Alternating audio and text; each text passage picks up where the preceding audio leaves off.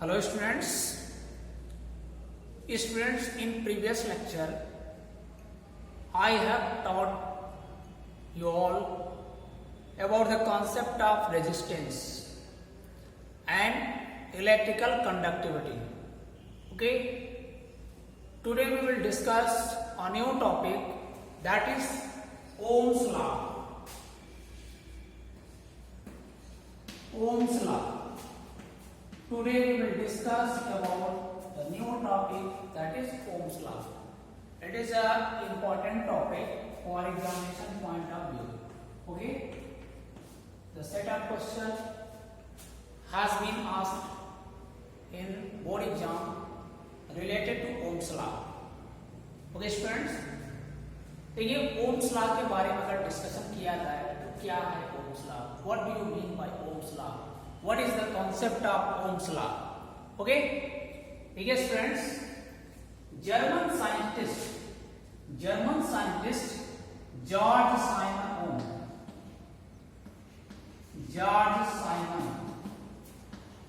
Ohm, ये German scientist है। German scientist George Simon Ohm ने 1826 में क्या किया, किसी कंडक्टर के एंड्स के बीच अगर पोटेंशियल डिफरेंस जनरेट हुआ और उसमें आई करंट फ्लो हो रही है, उसमें क्या होगा? देखिए हमने क्या बताया, ओम्स लॉ के बारे में डिस्कशन करते हुए हमने यही कहा कि German scientist George Simon Ohm ने 1826 में क्या किया, किसी कंडक्टर के टर्मिनल यानी एंड्स के बीच पोटेंशियल डिफरेंस और उस कंडक्टर में फ्लो होने वाले करंट के बीच एक रिलेशन रिप्रेजेंट किया और उस रिलेशन को ही हम ओम्स लॉ कहते हैं, यानी that relation is known as Ohm's law. क्या बताया हमने student?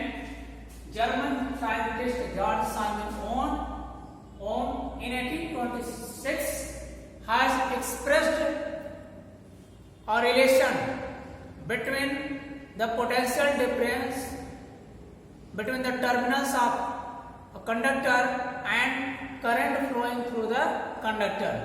That relation is known as Ohm's law.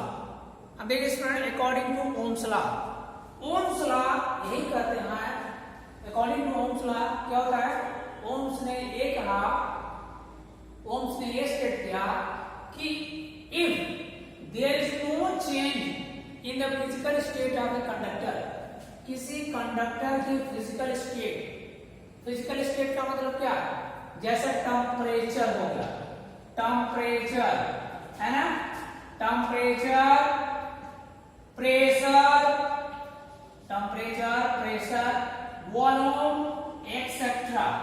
ठीक है, जॉर्ज साइमन ओम ने कहा कि if there is no change in the physical state of a conductor, okay, such as temperature, pressure, volume etcetera, then the ratio of potential difference applied at its ends to the electric current flowing through it remains constant, is constant. It means if V potential is applied between the terminals of the conductor and I current flowing through it, then V upon I is equal to constant. Okay, और इस constant का नाम जो दिया गया, ये constant का नाम जो दिया गया, ये कांस्टेंट का नाम R कर दिया गया, where R is a constant and it is known as electric resistance of the conductor. एक बार मैं फिर रिपीट कर दे रहा हूं student, German scientist George Simon Ohm ने 1826 में किसी कंडक्टर के टर्मिनल्स के बीच पोटेंशियल डिफरेंस और उसमें फ्लो होने वाले करंट के बीच एक रिलेशन रिप्रेजेंट किया। उस रिलेशन को ही ओम्स लॉ कहा गया। अब उस रिलेशन के अनुसार अनुसार यानी according to that relation what is the concept, क्या कॉन्सेप्ट है उस रिलेशन का। तो ओम्स ने ये कहा, यानी ओम्स ने अपने लॉ में ये स्टेट किया what, that if there is no change in the physical state of a conductor such as temperature, pressure, volume, then the ratio of potential difference applied at its ends to the electric current flowing through it remains constant, या बोल सकते हैं is constant। ठीक है, बात समझ में आया। हमने कहा कि if V potential is applied between the terminals या between the ends of the conductor and I current is flowing through the conductor, then V upon I is equal to constant. It means V upon I is equal to R, where R is a constant and it is known as electric resistance, या simply we can say resistance of the conductor। Clear student? Definition मैं लिख देता हूँ, क्या है लिख देते हैं, क्या है, ठीक है। According to Ohm's law लिखते हैं, या according to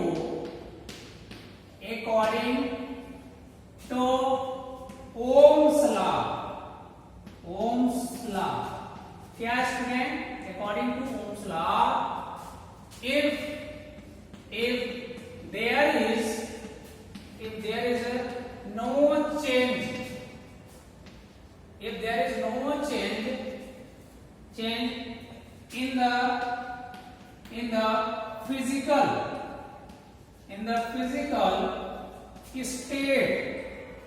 the physical state of a conductor,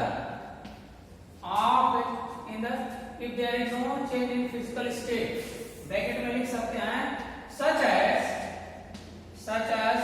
temperature, pressure etc दे सकते हैं। ठीक है, if there is no change in physical state of the conductor such as temperature, pressure, volume भी adjust कर सकते हैं etc। ठीक है, then क्या हो जाएगा, then the ratio of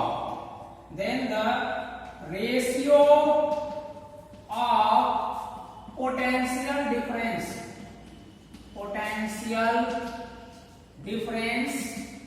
then the ratio of potential difference applied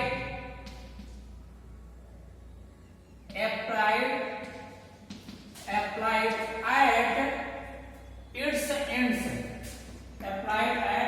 its ends to the current, to the electric current, या कह सकते हैं to the current flowing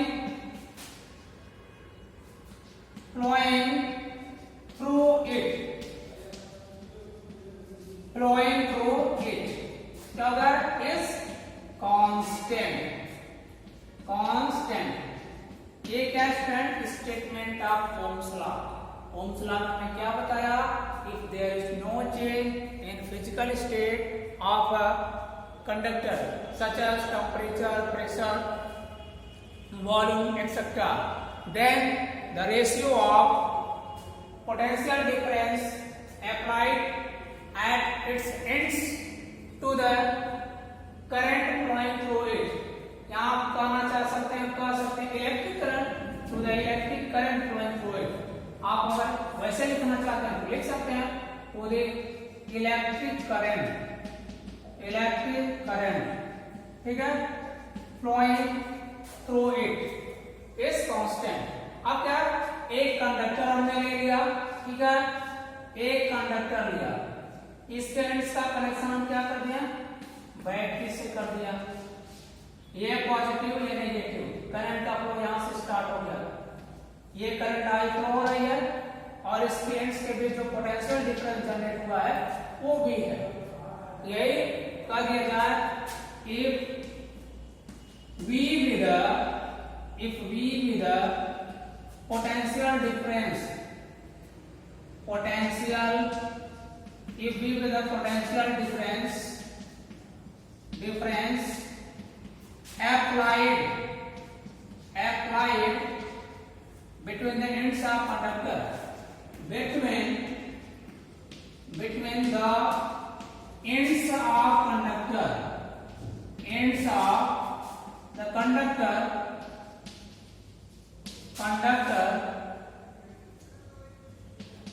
conductor and I be the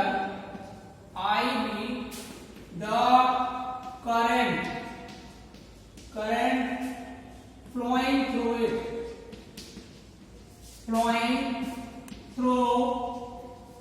it, then क्या हो जाएगा? then according to Ohm's law क्या हो जाएगा? V upon I is equal to constant, ठीक है? या V upon I क्या होता है? Electric resistance of the conductor, यहां लिख सकते हैं, और V upon I is equal to R is equal to constant. Clear है स्टूडेंट? ये आपका आ गया ओम्स लॉ, ठीक है? अब एक चीज और जान लीजिए, ओम्स लॉ क्या है मेटेलिक वायर के लिए ही, ठीक है? थोड़ा सही करते हैं इसको, चलिए। ओम्स लॉ किसके लिए एप्लीकेबल होगा? ओम्स लॉ जो है एप्लीकेबल किसके लिए होगा? देखिए, ओम्स लॉ जो एप्लीकेबल होता है वो स्मॉल करंट के लिए, मेटेलिक वायर में स्मॉल करंट के लिए। अगर हाई करंट फ्लो होगा तो वहां ओम्स लॉ फॉलो नहीं होता है, ठीक है ना? दिख रहा है ना क्लियरली? थोड़ा सा मैं इसको सही कर देता हूं ताकि आपको देखने में प्रॉब्लम ना हो, ठीक है? अब देखिए, ओम्स लॉ क्लियर हो गया। देखिए, अब इसका लिमिटेशन भी देख लिया जाए। ओम्स पहले से पोटेंशियल, देखिए, if we plot a graph between electric potential and current, V और I के बीच graph between I and V और I के बीच ग्राफ प्लॉट करेंगे तो हमें क्या मिलेगा? एक स्ट्रेट लाइन मिलती है, ठीक है? इधर मान लीजिए V को आपने, इधर V हो गया और इस साइड में I, तो क्या होगा? जो रेशियो आप निकालेंगे यहाँ पे वो क्या हो जाएगा? यहाँ इस क्या हो जाएगा? ये करंट और इसका फ्लो जो होगा हमेशा क्या होगा? एक स्ट्रेट लाइन मिलेगा, ठीक है ना? अब देखिए, ओम्स लॉ केवल स्मॉल करंट के लिए मेटेलिक वायर में एप्लीकेबल है, हाई करंट के लिए नहीं। और एक चीज देखिए, जिस सर्किट में ओम्स लॉ फॉलो होगा, ठीक है, यानी V अपॉन I कांस्टेंट होगा। चलिए इसको इरेज करते हैं। अब ओम्स लॉ के बाद हम आगे चलकर डिस्कस करते हैं, आगे डिस्कशन करते हैं हम ओम्स लॉ के बाद। ओमिक सर्किट है, non ohmic circuit, ohmic circuit है, नॉन ओमिक सर्किट। चलिए देखा जाए ohmic circuit, ohmic circuit and second क्या होगा? Non ohmic circuit, non ohmic circuit. देखिए, ओमिक सर्किट क्या होगा? ऐसा सर्किट जिसमें ओम्स लॉ फॉलो होता है। ओम्स लॉ फॉलो होने का मतलब क्या होगा? अगर कांस्टेंट टेम्परेचर पे क्या होगा? किसी सर्किट में कांस्टेंट टेम्परेचर पर V अपॉन I का रेशियो कांस्टेंट है, यानी V अपॉन I कांस्टेंट है, यानी रेजिस्टेंस कांस्टेंट है, then that circuit is known as ohmic circuit. यानी एट कांस्टेंट टेम्परेचर क्या होगा? If the ratio of electric potential and electric current is constant in the circuit, then that circuit is known as ohmic circuit. Simply we can say that if the resistance of a circuit is constant, then that circuit is known as ohmic circuit. And if we plot graph between V and I, then we get a straight line for ohmic circuit. ठीक है, ohmic circuit. या B इधर कर लीजिए, इधर I कर लीजिए. ठीक है, ये हो गया. नॉन ohmic सर्किट में क्या होगा? नॉन ohmic सर्किट में V अपॉन I का रेशियो जो होता है कांस्टेंट नहीं होता है. ठीक है ना, यानी if a circuit the resistance is not constant, then that circuit is known as non-ohmic circuit. And if we plot graph between V and I, then there is like this type curve. Means straight line नहीं मिलेगा आपको non-ohmic circuit में. ठीक है, non-ohmic circuit में क्या होगा? Straight line नहीं मिलेगा आपको.